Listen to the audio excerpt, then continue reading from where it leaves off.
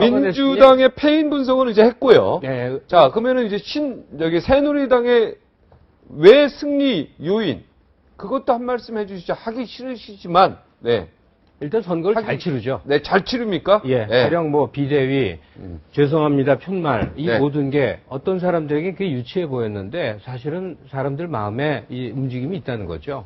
그러니까 그런 점에 있어서는 새누리당이 훨씬 더 유연한 정당입니다. 네. 빨간색으로 바꿀 수도 있고, 네. 그 다음에 27세, 8세가 비대위원이 될 수도 있고, 비 맞으면서 큰절하는 모습을 김무성 이제 나중 대표가 되는 분쯤 중진급들이 나와서 하기도 하는 그런 모습이 적어도 선거에 있어서는 평범한 장사미사의 마음을 움직이는 게 중요하다고 할 때는 잘하고 있다. 선거 전략과 선거를 치르는 능력에 있어서는 완전하게 새정치민주연합하고 이 새누리당의 이 능력 차이는 프로와 아마추어 차이 그런 수준으로까지 그 보여요. 정도까지였다. 우리 최 교수님은 새누리당의 승리 요인. 저는 선거 스킬에 있어가지고는 압도적이에요.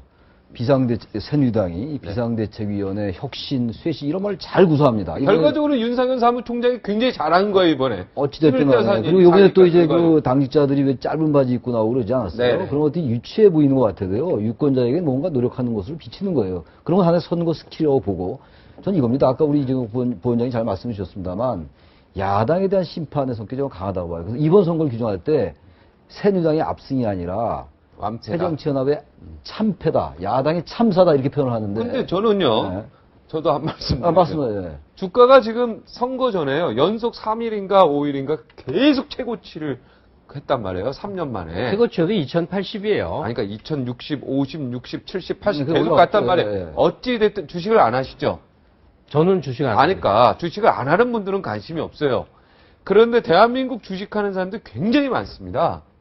저도 안 하는데 굉장히 많다고요. 많죠. 예. 굉장히 흥분돼 있어요. 진짜로요. 그리고 부동산 이 경제에 막 그 며칠 전에 또 LTV 다 풀렸잖아요. DTI. 여기도 흥분되어 있어요. 저는 최경환 부총리가 굉장히 일조했다고 봐요. 그리고 또 선거에, 세계 경제 유라시아에서 자전거 대행진한다 해가지고 전 뭐 이재호 의원도 뭐 정치인도 들어갔지만 경제인도 들어가고 청와대 막 관계자들도 거기에 또 청와대가 굉장히 그 부분에 열중했단 말이에요.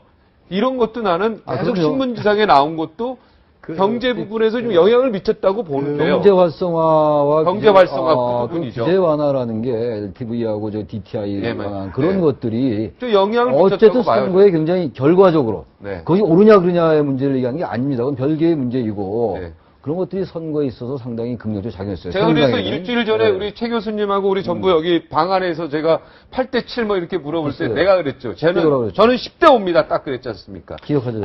제가 그렇지. 진짜 그때 그랬어요. 잠깐만요. 네. 이종혁 저는 선생님이 얘기를 말씀을 하셔야 했습니다. 되는데 네. 이 경제 얘기니까 경제 변수가 이번 선거에 어떤 영향을 미쳤느냐 하는 건데 네. 말 그대로 지금 민생 경제를 이제 살릴 때 아닙니까? 새누리당은 주장을 했고요.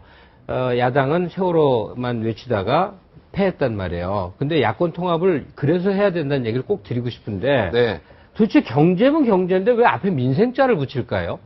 그거 한번 해석해 보자고. 잠깐만 다른 것도 얘기할게요. 이 이유가 있는데 제가 해석을 좀 대기업 중심의 새누리당 경제 정책에 대한 반대 때문에 진보가 있고 야권 지지자가 있는데 그렇다면 야권이 계속해야 될 건 민생 경제란 결국 경제 민주화해서 중소서민들의 먹거리를 확보하자는 데 취지가 있는 거예요. 그러니까 어려운 사람들 쪽에 혹은 대기업 쪽에 어느 쪽에 중점을 두느냐에 따라서 새누리와 야당이 갈리는 길이 있거든요. 그걸 파고들어야 된단 말이죠. 대기업과 중소기업을 꼭 그렇게 나눠야 됩니까? 아니죠. 전혀 방향이 달라지죠. 대기업이 잘 되면 중소기업도 잘 되는 거 그거는 아닙니까? 납품회사 아니, 그건 꼭 그렇지 않죠. 그렇지 않아요? 꼭 그렇지 않아요. 그건 제가 설명 좀. 그럴 수도 있죠, 근데. 아, 대기업이 그럼요. 어려우면 중소기업 당연하죠. 그건 확실히 그건 맞아요. 제가 설명을 네. 좀 드리겠습니다. 우리나라 경제가 좋다고 할 때 여러 가지 수치를 내놓습니다. 그런데 흔히 얘기하는 거대로 아랫목은 따뜻한데 왜 윗목은 냉기가 차갑냐? 도느냐. 결국 뭐냐면은 일부 대기업 위주의 소위 수출 진자, 그걸로 인한 소위 경제 성장. 그런데 그것이 중소기업이나 특히나 우리나라의 중산층 그리고 하층 우리 소위 말하는 서민 계층에는 그런 소위 경제적 수혜 혜택이 돌아가지가 않는 겁니다. 네. 민생 경제라 하면 뭐냐면은 일부만 잘 사는 경제가 아니라 소위 일궈내는 경제 성장을 전체 국민이 온기를 골고루 느낄 수 있는 서민 중심의 소위 말하는 경제 활성화. 이거를 굳이 이름을 붙인다 그러면 민생 경제라고 얘기를 할 수가 있고요. 조금 전에 그 말씀하셨는데 이번에 뭐 소위 주가의 네. 소위 높은 지수 네. 또 최경환 최경환, 후보의 여러 네. 가지 정책들 최경환 이런 것들이 효과. 네. 선거에 영향을 뭐 미쳤지 않겠냐 이런 말씀을 하시는데 당연히 뭐 영향을 미칠 수도 당연히 있겠죠. 미쳤겠죠. 그러나 네.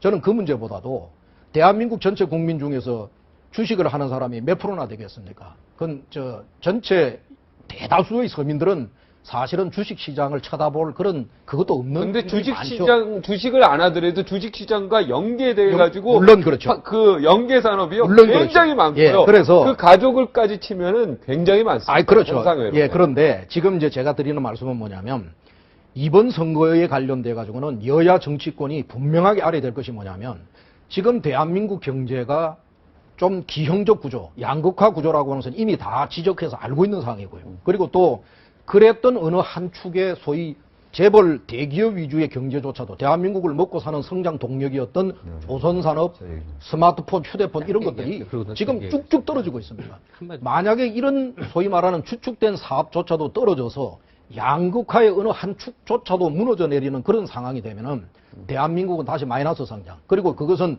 전체 우리 국민 경제에 심대한 타격을 줄 겁니다. 지금 네. 이런 위기이기 때문에 네. 그런 가운데에서 우리 국민들의 대다수인 중산층, 서민층은 어려운 겁니다. 그래서 이 어려워진 국민들의 그 생활 정치, 생활의 부분을 어떻게 보도만 않고 소위 편안하고 좀 더 따뜻해 줄 수 있는 정책과 정치를 누구가 내놓느냐 이런 거를 내놓아라고 하는 것에 대한 주문이 이번 바로 뭐냐면은 선거에 소위 야당으로서 제대로 기능 네, 못하는 것에 알겠습니다. 대한 야당 한마디만, 심판론으로 나왔다. 근데요. 저는 그런 말씀을 예, 드리는 거죠. 주식을 하지 않든 하든 간에 네. 주가가 오르면은요. 식당 매출이 굉장히 아, 높아져요. 그렇죠. 전국적으로. 건설 경기와 주가입니다. 두 가지입니다. 농담 아니에요. 예. 한마디로 답변하고 식당 싶은데요. 주가가 올라가요. 식당 매출이. 예. 이게 만약에 지금 설명해 주신 대로 박근혜 정부와 새누리당의 민생 경제가 서민 중심의 경제 활성화라는 게 사실이라면 저는 새누리당에 투표하겠습니다. 사실 아닙니다. 저도 좀 얘기 좀 하죠, 이제. 네. 예, 예. 이겁니다. 전 경제 활성화와 규제 완화가 대단히 중요하다고 생각을 해요. 왜냐하면 일단 경기 부양이 좀 돼야 되니까. 그래야면 경제가 돌아갈 거 아니겠어요? 동의를 하는데 중요한 건 이겁니다. 항상 논리가 야당은 경제 민주화와 복지, 좀 양문법적으로 볼 때 여당은 항상 경제 활성화. 근데 항상 제가 지적하는 게 그겁니다. 경제 민주화나 복지를 부르짖었잖아요. 지난 대선 때 여야 모두. 그리고 지금 현재 그때 상황과 지금의 경제 상황은 별로 달라진 게 없어요. 예. 왜 경제 민주화나 복지가 왜 실종되는지를 설명해야 돼요. 아니, 그 얘기는 다른 얘기 아니에요. 아니, 다른 얘기 아니에요. 아니, 그러니까 오늘 길게 할 수가 아니, 없어요. 그러니까 그거를. 왜 제가 그거 얘기할 진짜 아니, 주제 그러니까- 하나만 가지고도 아니, 그 두 얘기가 시간을 아니라 갈 수 있는데. 제가 얘기할 때 자꾸 아니, 그러니까 끊으시는 그게 거예요. 아니라. 지금 경제 하나만. 민주화 얘기 들으면. 그 얘기가 아니, 벌써 그게 얘기하면 안 돼요. 그 시간에 얘기 다 했겠네, 제가. 예, 예. 이거예요. 그러니까 경제 민주화를 얘기하자는 게 아니라 네. 잘못된 시그널을 줄 수 있다는 얘기. 경제 활성화와 지나친 강조가 좋은데 네. 두 개가 같이 조화돼야 되는데 너무 경제 활성화만 강조되면 그것이 역시 박근혜 정부의 그 3개년 경제계획 중에 말이죠. 예. 내수와 수출이 균형 있는 경제, 이게 3대 경제 중에 한 분야입니다. 그것은 바로 뭐냐면 박근혜 정부가 앞으로 소위 서민 경제 활성화, 국내 경기가 돌아가게 하고 자영업자, 그리고 제가 식당 하는 사람들, 이런 분들 여기서 끊겠습니다. 예. 예. 왜냐면 지금 경제를 어떻게 활성화하냐 이런 얘기가 아니고 경제 활성화 정책들이 이번 선거에 영향을 미쳤냐 안 미쳤냐 요 정도 얘기가 이제 얘기고 딴 데로 거기서 갑자기 복지와 경제 민주화 얘기가 나오면 활성화 얘기가 너무 많이 그게- 나오니까 그게 마치 국민들이 경제 활성화 되면 좋은 거죠 뭐. 아니 좋지 않는 게 아니지 좋죠. 안 좋습니까? 아 좋죠. 근데 그러니까 선거 얘기로 다시 돌아가서요. 네, 선거 선거로 얘기를 야권을 향해서 선거 얘기가 공천 잘못했다. 뭐 공약이 시원찮았다. 인기 없는 후보들이 나왔다. 이런 식으로 접근하면요. 앞으로도 백전백패라는 얘기를 좀 하고 싶어요. 네, 통합해야 된다. 선거 구도 좀 바꾸시라는 야권이. 얘기를 야권에게 간절하게 하고 싶다는 얘기. 네, 알겠습니다. 여기까지 할까요? 네, 다음 우리 기다리시는 분이 있어서 제가 바뀐 데는 여기까지 하겠습니다. 주제가 바뀌는 게 아니고 예. 아니요, 일단 경제 얘기하면 다시 또 한 시간 해야 돼요. 예, 여기까지 하겠습니다. 오늘 고맙습니다. 예. 예, 감사합니다.